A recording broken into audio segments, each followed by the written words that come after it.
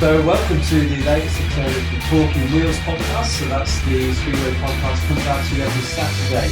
And I'm your host, Michael Wright, Writer74 on Twitter.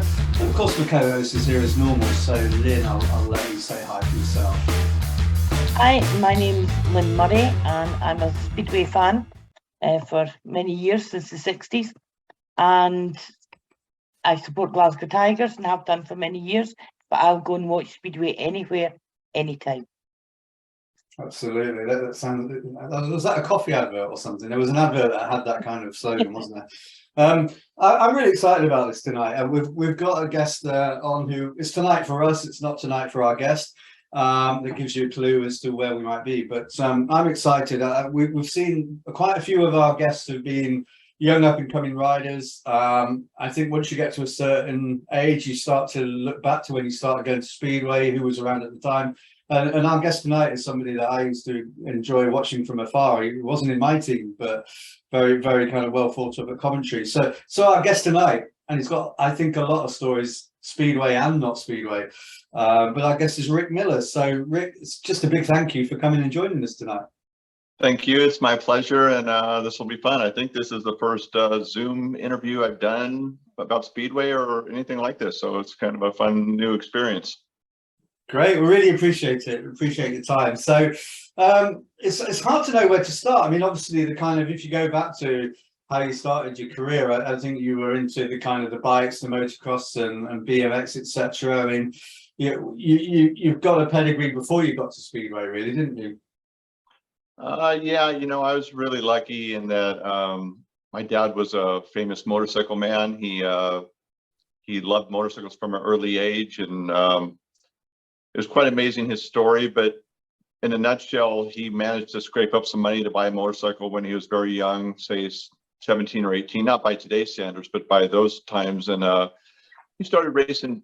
He started doing desert racing, and that was getting really popular at the time. And at the same time, the Europeans were really starting to excel in motocross, and we didn't have motocross over here. My dad loved motorcycles so much, he started importing the Husqvarnas into America with Edison Dye, and then he got a job as an editor at Motocross Action. And yes, I did start. I rode motorcycles from a young age. I raced BMX for many years quite successfully. I raced nationally in the BMX, rode for a team called Webco. I also became quite a good motocross rider. I was about to turn professional, and it was kind of a tough period of my life where I needed to make some money, but I was at an age where I was kind of needing to make some money, and I don't know if I saw that I could make it professionally at that time. I didn't understand how you did that, even though I was around all the best riders in the world. And basically, I had some cool motorcycle friends from my high school, and it seemed like if they rode a motorcycle, they were my friend, and if they didn't, I probably didn't know them. So I was pretty one-tracked. And at the time, I had Johnny O'Mara, a famous motocrosser, went to my high school. We were good friends. Also, Lance King was a really good friend, and we went to the same high school also. And that's the Speedway connection right there. It's Lance, you know. I did go as an enthusiast when I was racing motocross to watch Lance and the other riders at the time. And I certainly remember thinking I would never, ever do that. I mean, I've said it many, many times. Was it the lack of brakes that worried you? No, it was just the way it looks so hazardous. It looks just crazy the way they dive for the first turn and sideways, and I thought they'd all touch each other and flip over the fence. And I don't know. It just seemed motocross seemed so much more controlled. And I'm not sure what I don't really remember what I just remember saying that all the time, that I'll never do this. And then one day Lance offered me to ride his bike when we went to watch him at our local practice track. I was out motocrossing, and I tried it, and I couldn't believe it. It was so much fun. It's like anyone's first time to try it. I don't know if you've ever tried it. Have you tried to ride a Speedway bike? I have. You have? I have. Oh, okay. Yes, I rode an end of meeting race at Glasgow at Sheffield in the 1970s. and they didn't know that I was actually female till I took my helmet off at the end. Oh, The boys in the pit knew, but nobody else knew. and what did you do? A couple laps out there? Yeah, it was technically a race, but the other boys they thought it'd be fun to just let me win it. Because And you managed to get it. Did you manage to get around 4 laps? I got around 4 laps. Pretty amazing. It's a pretty tough bike to ride the very first time you try it. But that wasn't the first time I tried it, because my father used to help out in the pits, so did my grandfather. So Oh, there always used to be track bikes, spare track bikes. And I used to mess around in that at the end of the meeting while I was waiting for my dad to finish up. well, Do you- pretty impressive that you did it. Yeah. Do you think it's harder, Rick, with being, you were doing the motocross and that? Is it harder being a motorcyclist already and then going to Speedway that seems so different? I think the only thing that helps you out is the fact that you're competitive. That's the only thing and that I have throttle control. And that's the only thing, because I've seen many riders from in the motorcycle, fields from different disciplines in the motorcycle world try it. And rarely have I seen anyone do anything in their first bunch of goes. And some really, really top motocrossers have done it far better than I was at the time, and never really quite managed to conquer it. There's only been just a handful that just almost pulled it off. So I think just the fact that you're competitive and you're sort of racing, or the aggression you're coming in with, but you look like a beginner. It looks like if you put on top road racer today, or top motocrosser, or any other sport, it looks like they just learned how to ride a motorcycle for almost the first time. At least the first day, that's how it looks. Yeah. It's getting your balance. It's trying to get your balance when you're going sideways. Maybe, but I think that the bigger problem is the way you come and enter the corner, and you don't know what to do until you finally figure it out. Yeah. Lynn, you're also hiding the fact, Lynn, that it's not only the bikes you've been driving or riding, is it? No, I've been doing the tractors grading around Glasgow at the weekend. And I'm on wheels almost permanently now, because my legs don't work properly anymore. So if it's got wheels and it's got an engine, I'll do it. That's good. That's how I feel too. Yeah. So those early days then, Rick, you kind of found your way into Speedway, and maybe partly the influence of Lance King, and how was it over there at that side of it? Was it even then the Fast Fridays kind of experience, and having a few tracks in the States that you'd go to? What was it like? Speedway was popular then when I started, and when I first started riding a bike, and the night that I first rode Lance's bike, I bought one of his spare bikes off him, and I had such a blast. I went practicing as much as I could, and it really was for no other reason that it was fun. And then I started practicing more, and I thought, maybe I'll try and race the first night of the season. And the first night of the season was always Costa Mesa at that time, and Costa Mesa, I'd say, was our #1 track, our main Speedway promotion with the Oxleys. Harry Oxley ran it, and I did sign up for the first night, and I got on the program. And the first night they always had a capacity crowd, and at the time it was something like 8,000 or 10,000, I believe, which is a real small track. And there was 4 nights of race in a week. It's not like that anymore, but at the time, if you didn't qualify out of your first race, and it was all handicap racing and some scratch racing, like what you're used to in England, where all 4 on the line. But yeah, I signed up for 3rd division. I'm a beginner rider at the time, and you have 2 rows of 3. I'm in the front row, and I've got to get top 3 and make it in the main. And if I don't get top 3 in that one race, you get 1 race attempt only. And meanwhile, I've never ever been on this track. I've only been at the practice track, and I've never been in front of people. And if you didn't qualify top 3, then there were so many riders you didn't get to ride the next week, or maybe even the week after. So you had to wait your turn for another week or 2 to give another attempt and try and make it. So a lot of pressure in trying to get your get used to the whole program. And that it's dramatically different now. We can barely fill a program over here. If you said you want to race, you'd be on the program next week. So it's sad that it's gone, that it's lost interest. When people see it, they love it. It's just a matter of like, how do you reach the people to come to your track? That's it. But you got quite early on, you got the backing of Bruce Pennell, did you not? Well, yes and no, but I did get a lot of backing from Bruce Pennell. But when I started, no, I was just racing the whole year, and I was just trying to get out of third division, basically. And my first year, I showed almost no progress at all. I was winning races in third division, and then I shouldn't say I got no progress, but I did get into second division.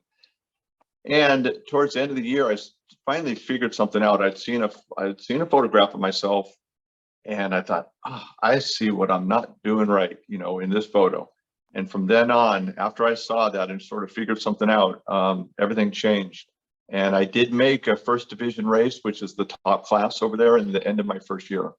And then the next year was really a really great year for a second year rider. And I won a couple of championships, and I won Rookie of the Year. And it was at the very last race of that year is when Bruce and I, Bruce became part of my team, or he said he'd like to be my manager. And it didn't take me more than half a second that I said yes.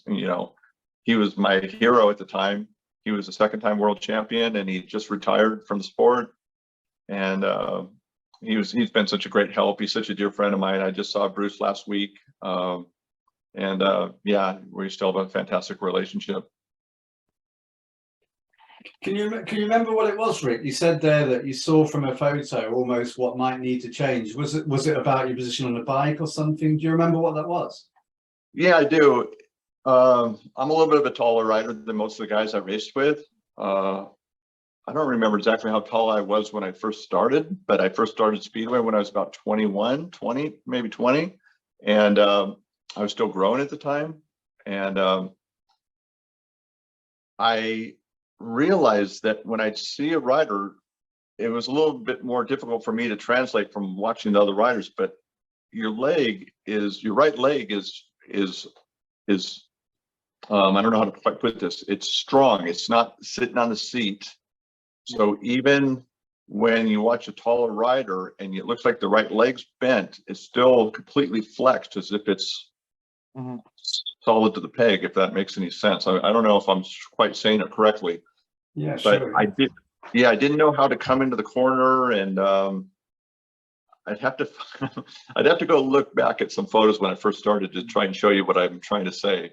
But it was something about if you see a picture of me when I was a top rider in England, or when I was a better rider in England, and I'm coming around the corner, my right leg would be bent, but it's flexed as if it's straight. I mean, it's strong. It's in a strong position. Aye. Because you're using your right leg really to kind of pivot the bike round as well. Yes. I used to put my knee right in to try and get it over. Yeah, I think that the speed you come into the corner pretty much takes care of itself. I mean, after all, in Speedway, you're trying to get around the track as fast as you can, and you're going as fast as you possibly can in the straightaway, and therefore you basically can't get around the corner except for to scrub speed to start heading the other direction. Yeah. And so at the end of the day, you can overthink the whole thing, but when you finally start really going fast, it just happens, and it's hard to even say what's happening sometimes. Yeah. So Bruce was the one that kind of helped you get over to England, was it not? Absolutely. So the story I've told a few times in my life is that Bruce, when I won this big race in New York, and Bruce was out there after he'd won his second world title and he'd retired, but he still went out back to this race in New York to honor his commitment to the promoters. He said he'd go back there to race, but he retired, so he couldn't race, and he came back to this race. And I had a really great weekend. It was the U.S. Open National Championship, and I think there was about 14 races over 2 days, a qualifying day and then the main event. And of the 14 races, or whatever the amount of races there were, I won them all except for I got second in one. So I had a really great night.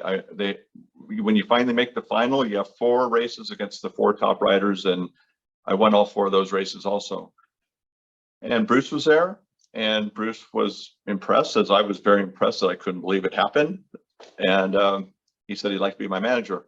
And he asked me what were my goals, and I said, I want to go to England. I want to do what you do. And he said, well, you're not ready for that. And I was a little deflated, thinking I was thinking I might be ready, because I just won the championship. I won the Ventura Track Championship, but I had very little experience at that time. I'd only raced, I don't know, something like 40 professional races at that point on Speedway. So if Bruce says I'm not ready, I must not be ready. And flash forward 3 months, and Bruce calls me up and he says, hey, how do you feel about going to England? I said, well, you said I wasn't ready. And he goes, no, this is a really good deal. I really think, I think we have a good opportunity. I think you should go to England. I said, wait a minute, you said I wasn't ready. So I mean, that was in my head. I'm not ready. I need another season to, And he goes, no, it's a really great thing. It's going to be on Coventry. You're going to ride with Ole Olsen. It's Ole Olsen's last year. He's going to mentor you. And I think this is a fantastic opportunity. So I said, okay, whatever you think. I mean, I was super excited, but I still had it in my head that I wasn't ready. And that's basically how it went down. And this all happened in a phone call, by the way. And I just remember I kept protesting with him. You said I wasn't ready. So in America at that time, was there an awful lot of team racing? Or was it just the solo events still? There was no team racing. I never did a team race. Yeah. I think the Americans and the Australians have similar issues when they come across to England, in that they're great solo riders, but team riding's something they then have to learn. Absolutely.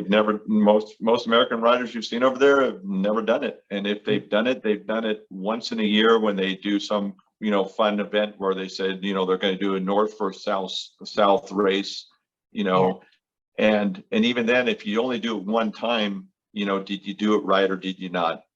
Mm-hmm. So I could only tell by, if I watch one of these guys do a north versus south race, are they doing the right thing or not? Or are they going for their own glory?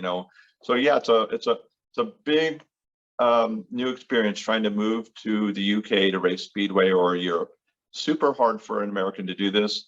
And there's many things that are a factor in. It's simply coming to a whole different climate, a whole different way. You're racing hour and a half out of your day, and several times a week in the beginning.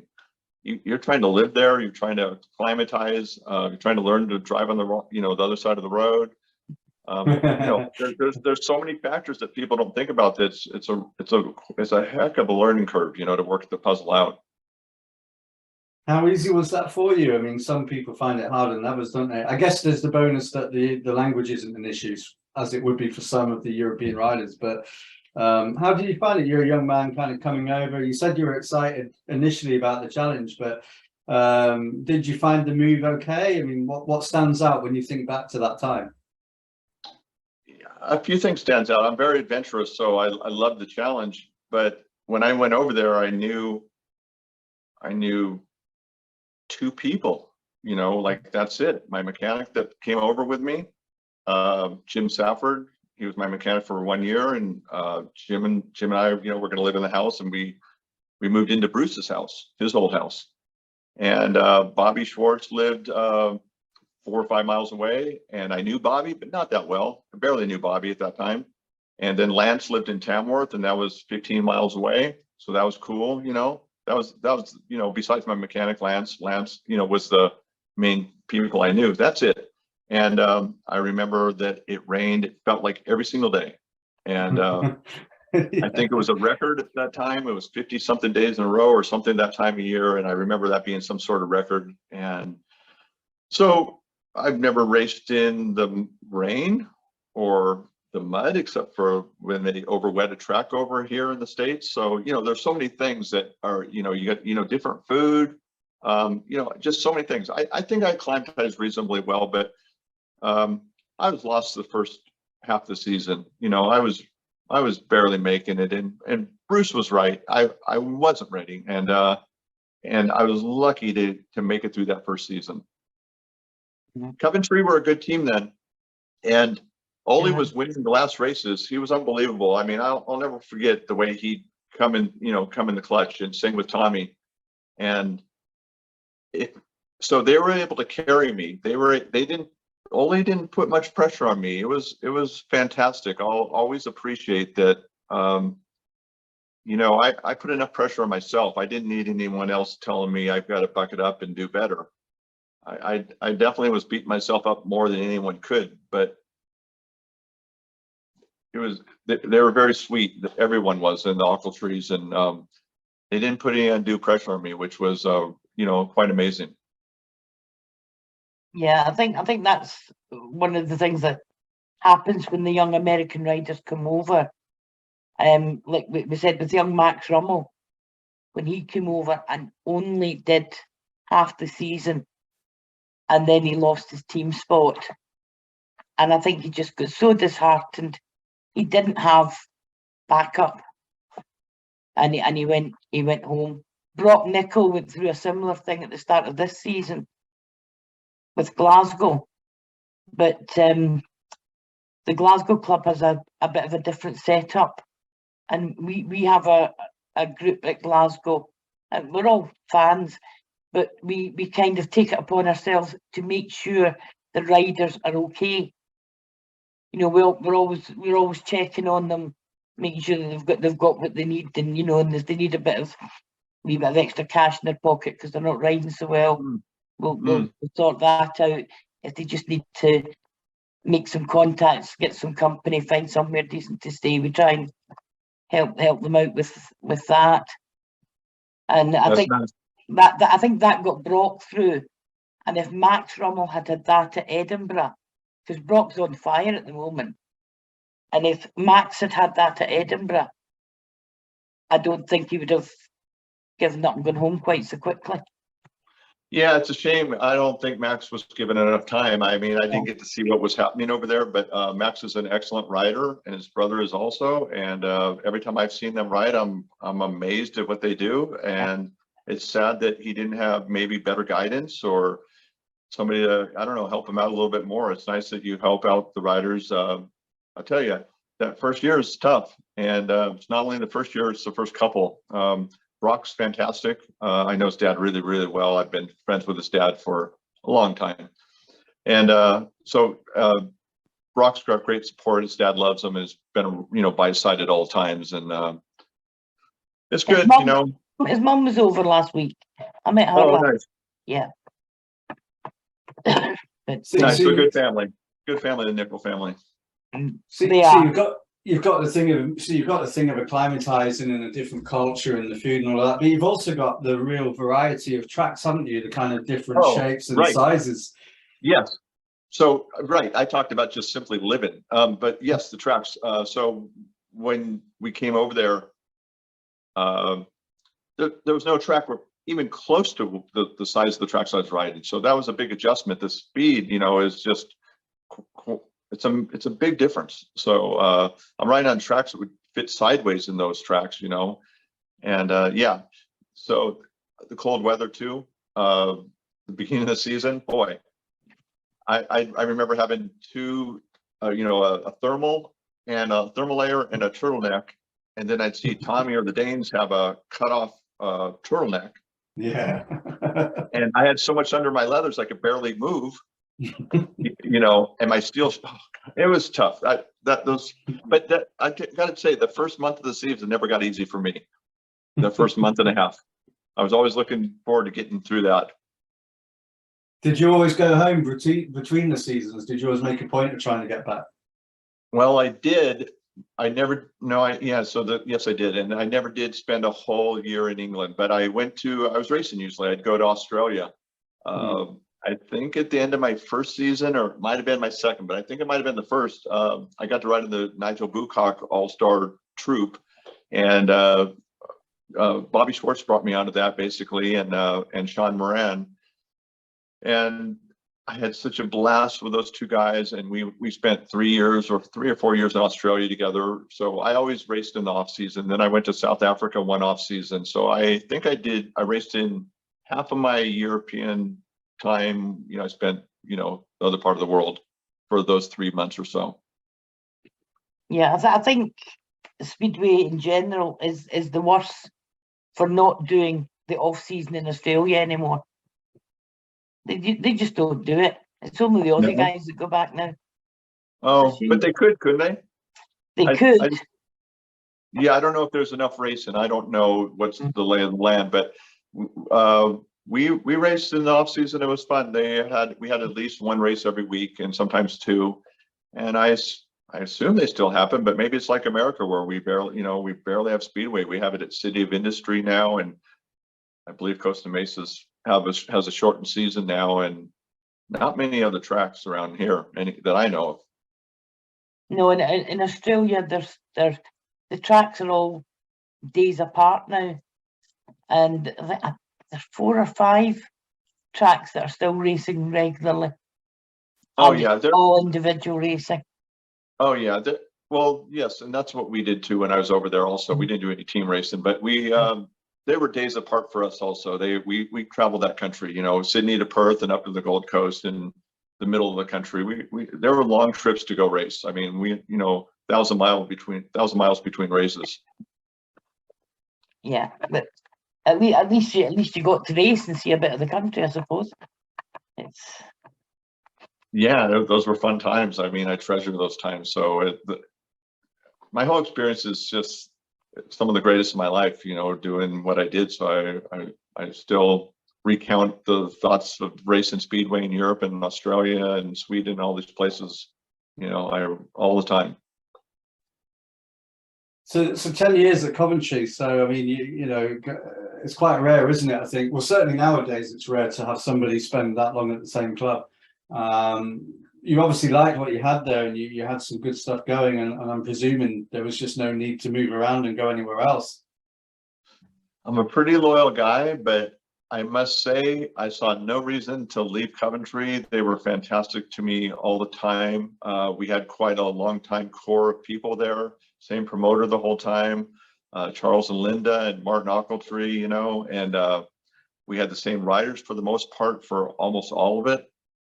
I loved the track. The people were great to me. It was close to where I lived. Everything I don't think could have been much better. It was, I never saw anything that I thought was better than what we had. Yeah, and who did you enjoy racing with? I mean, when I've seen stuff about you back in the day, a lot of people mentioned you and John Jurgensen, for example. I wonder if there's particular partnerships that you struck up that you think fondly of. John and I rode together a lot. We had a great team riding tandem. I mean, we had some records I heard. I don't even know what they were, the amount of 5 wins in a season or things like this. He was a great teammate. It's tough being a teammate with any particular rider for a long period of time, and I think that we definitely had our ups and downs, but I think we handled it probably as well as you could. So there's nobody I rode next to more than John in my life. We had, I think probably at least 5 or 6 seasons where it was pretty much us two together. I generally ride sometimes in one of the last races, sometimes with Tommy or Kelvin, and it was good. I spent a lot of time with Kelvin in racing in Sweden. We raced in Sweden 2 or 3 seasons, and those were such fun experiences. I had a lot of friends at Coventry, my teammates. Kelvin was probably my strongest relationship. We spent a lot of time together when we weren't racing, and we also going to Sweden. Those are, you really learn each other when you're traveling, when you're together 24/7, and we had 2 or 3 days a week like that. Yeah, and he reflected in his book. I enjoyed reading. He's kind of got the two books leading on to each other, and he talks a lot about his time at Coventry, and he talks very nicely about you and your relationship. He kind of seems to have said, I don't know if you picked up on this, but he seems to have talked at that time about how he felt a bit of a misfit or an outlier in a way, because people perceived him to be a bit different, and almost in this country, you're thinking around being posh or public schoolboy kind of background. That came across quite a lot in his book. I don't know whether you ever picked up on him feeling a little bit different when he was at the club. No, I don't. No, I know what you mean, and I know what he's talking about. Kelvin's a great guy, and sometimes I think he's misunderstood. And I hope he's well received now, because I watched the Grand Prix and I think he does a fantastic job. And I hope people love what he does and appreciate what, he's a treasure for England, I think, in English Speedway. I really feel that way. I think that, there's people that love Kelvin, and then he was polarizing, and I don't know what people were picking up on, but it was probably a lot of it was jealousy that they probably wanted him on their team, to be perfectly honest with you. And, but no, he was a terrific friend. His dad was my engine mechanic for a while too. I loved his dad, his dad's still, I guess, doing okay. I haven't talked to him in a little while. But I loved my times going down to see Spud, Kelvin's dad. Kelvin was quite generous to allow his dad to do my engines. After all, we're teammates, but we're still competitors with each other. We're racing against each other, USA versus England, and world, championship races. And the Tatums are dear old friends of mine. Yeah, I mean, I don't know what you think, Lynn. I think the perception here now is he's very treasured, and he's obviously done really well in the broadcasting. And it's a sad time, obviously, because he was striking up a really great partnership with Nigel Pearson, who sadly left us a few months ago. But I think he seems to have turned to the broadcasting really well. And I think as a fan, you get so much more out of it, because it's a rider talking. It's a rider who's been there, who understands what might be going through a rider's head, or understands what the track's doing, or he's just so knowledgeable. But I think he comes across really well. He obviously cares a lot about what he does. What is that fair, Lynn? Do you feel similar? Yes, I think where most people took against it was his accent, because he had that very clear enunciated accent, not at all like mine. But he was very, and most Speedway riders are what are classified as working class, rough and ready, and he always looked like he was doing this just to laugh at the poor boys, and that's not right at all. Because when you do talk to him, he is a very nice man, and he is quite down to earth, but he can't help the way he talks. That's just the way he talks, but he does carry himself well, and that's fine. And I'll be seeing him on Saturday, so I think he's good, but it is the public perception because of the accent. Then he's a posh boy. Interesting. Yeah, we don't have that. I don't think we have that thing in America. No, You're not lucky. so much. Not so much. Yeah, I did notice when I was in England that I did feel the class system a little bit more than, a lot more than I feel it over here in the States. Yes. The States is weird now, though. We got all kinds of weird political things going on. Our country's divided. It's crazy times right now. Ever since ever since COVID, I guess, and the Trump presidency, it's so different than I remember it in the past. It's sometimes you go through these things and you can't remember what your normal was back then. Yes, I don't think it's just America. I think it's kind of Europe-wide at the moment, because most countries in Europe are split. Yeah, you're probably right. And then we got the Ukraine thing happening. And it's horrible. And you're probably right. We can't remember what our old normal was, right? That's right. No, I guess I mean, I don't know, Rick, but I guess with America being such a big country, then is it different state to state in terms of how, maybe the response to the pandemic? This is off message a little bit. It's a bit away from Speedway. But was the response different according to the state you lived in, or was it very much centralized? This is the federal response to what's happening. Yeah, America's big, you know, and it's 3,000 miles across, and you know, it's a big country. Yes, it's you can get warped into thinking where your locale is the way people think all over, and no, that's not the case. You got to go travel through America in a car maybe and really see how amazing the differences are. The accents don't change as much as they do in England. You know, you found you go 10 miles down the road and a whole different dialect. Here you got to go 1,000 miles before you hear any difference. And my ear isn't very good for that. That you got to go even further for me to hear a difference.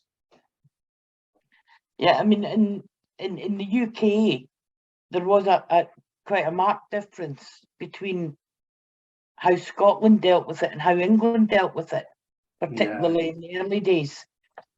I mean, in Scotland, we were well locked up. I mean, seriously, it was at a time when people in England were allowed to go out under limited circumstances. We were restricted to a 3-mile radius. Interesting. And you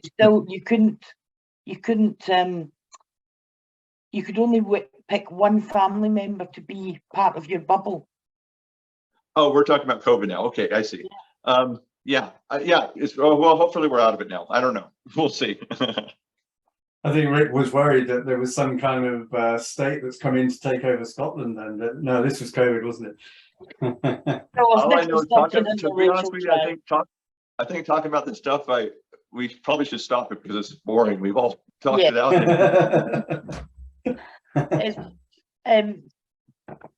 I mean, obviously, we've both done a bit of research, and what I came across was the reason that you left Speedway. What did it say the reason was? The new pay structure, which I think. Oh, well, yeah, that was probably one of the number one reasons. Yes. Yeah. So that was a big deal at the time, and so if I remember it right, this is the way I remember it in my head. There was going to be a new pay structure the next year. So it did not matter who you were going to get a certain amount for a start in a race and a certain amount for each point you got. Yes. And I was not on board. No. So that's not the only reason, but that was a pretty strong reason. I just made my second world final. I was a current American champion. I thought I had a reasonable following, or I had, you know, a lot of good people that were supporting me. And no, I did not. If I got 8 points or 8, you know, and some rider that just became a professional got 8 points, I did not feel we should make the same amount of money.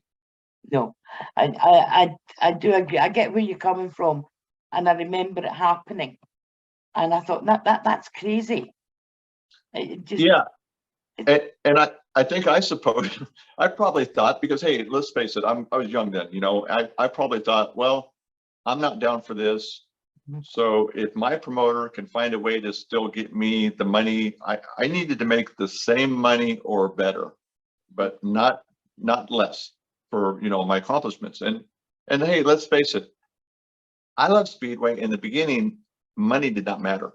Yeah. But unfortunately, at that time, I was around 30 years old and money started to matter. You know, I got a future. I just had a baby. Yeah. I was newly married. So unfortunately, money did matter. When I was 25, I remember my mechanic had an account at Trackstar or Comp or something. He had an account there. Anything he needed, he could call him and get it or pick it up off the truck. Anything. And anything with racing, we did it. I never worried about it. As long as I had enough money to cover it at the end of the month, that's good. It would have been nice to have extra money at the end of the month, but as long as I had enough to make sure I wasn't in the negative. But, you know, as you start getting to 30 and you got to start thinking about your future, you know? And so, yeah, I guess, you know, there were a few other factors, but that was really high up on the list of the reasons I stopped. Yeah, I think it's kind of got a little bit worse. As I say, I'm in the pits a lot and talking to some of the riders, and nowadays, and it might be different for different clubs, but the riders will travel to the meeting and they get the travel expenses, or they'll get a set amount for traveling expenses. And if the meeting is called off, they get nothing. They get nothing above their traveling expenses, and that's wrong. I don't think when I race, I don't think we got travel expenses. So when the meeting was off, we spent our petrol and whatever we did, and that was it. I don't think there was any such thing as that then. So if they get travel expenses, they're doing better than we were. Yeah, but the travel expenses doesn't always cover what it costs them to travel. Because one of the riders I was talking to, and he said, if this meeting does not go ahead, I'm £180 down just for getting here, and I've still got to get home. You know, the problem though is, I think if you're a promoter, you'd hear a different story. They might say, well, how can we pay for you guys to go? And it doesn't happen. You know, there's always that thing between the promoter and the rider. The rider wants more money, and the promoter says, I don't have it.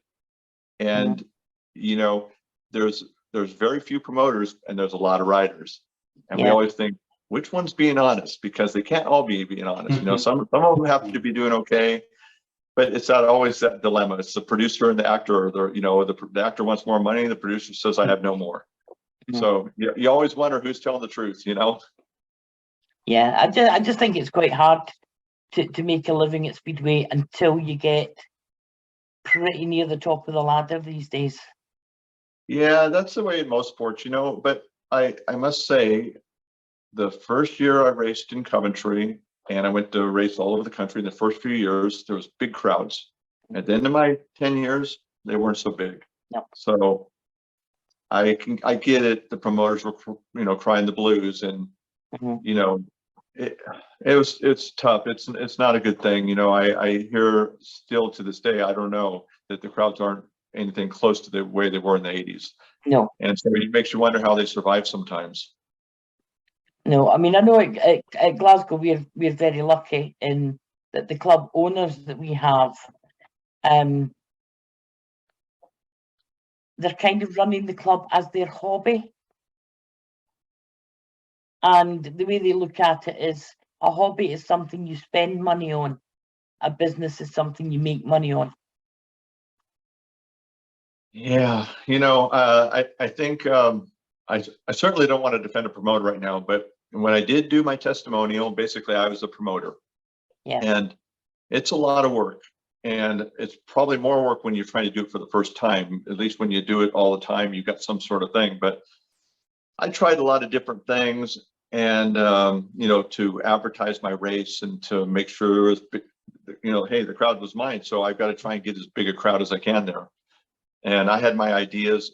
I got lucky. The weather worked out okay, and I had a really big crowd, and I did really well that day. But you know, great. You know, a lot of thanks to I had a great team of people helping me, and I managed to get some of maybe the best field I've ever seen in Speedway. We had, out of 16 riders, I think we had 10 world champions. It might have been 11. I don't know. Wow. It was a great day. I'll tell you, promoting's hard. It's not easy for these people. So Yeah. somebody I know, one rider.